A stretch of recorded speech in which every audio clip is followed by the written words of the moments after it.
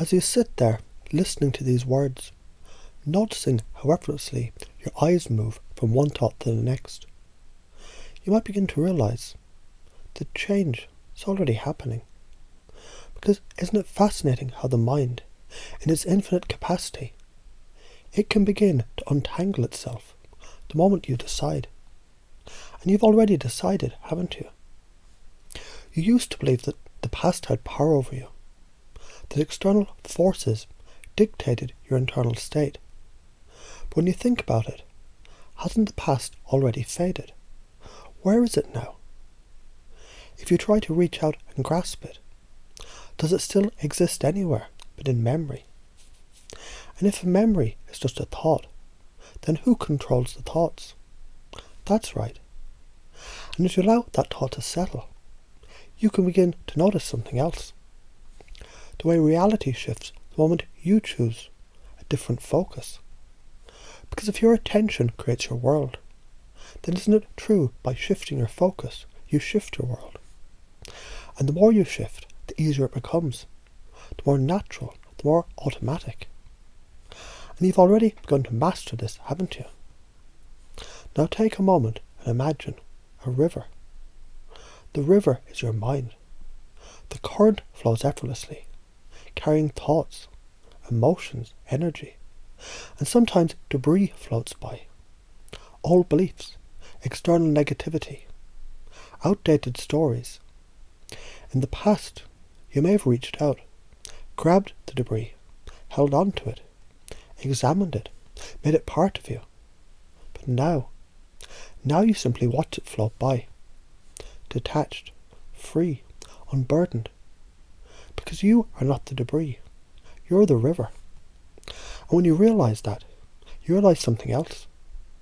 The media, the opinions of others, the narratives that once weighed you down. They're just words, aren't they?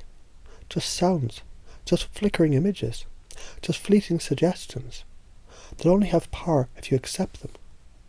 But what happens when you don't? What happens when you see them for what they are? Stories, illusions, echoes of other people's fears. That's right. You can simply observe without absorbing, see without reacting, hear without internalizing. And as you do, you step into something far greater than a mere reaction. You step into creation, because now, instead of being affected, you affect. Instead of absorbing reality, you project it. And the more you do this, the stronger it becomes. The more you commit to your version of reality, the more it solidifies.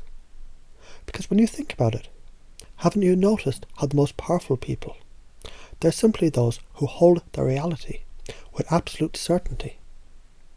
And the moment someone tries to question it, they don't waver. They double down. They lean in. They reinforce their own truth until others start to believe it too. And isn't that interesting? So now as you think about it, you can begin to notice how your thoughts shift, how easily you can question old beliefs, how effortlessly you can reorganize flawed thinking, not just in others, but in yourself. And that's where the power of the meta model comes in. Because every time someone speaks, they reveal their world. And when you listen closely, you begin to hear the distortions, the generalizations, the deletions. You hear where their map of reality is incomplete. And now you ask, how do you know that's true? What specifically makes you believe that? Compared to what? Who says? What if the opposite were true? And suddenly, their world cracks open. Their certainty begins to waver. Their belief begins to loosen. And that is when you reframe. Because if someone says, the world is negative, you say, or maybe the world is neutral, and you've just been trained to see the negativity. If someone says, the past defines me, you say, or maybe the past was just training for the person you're becoming.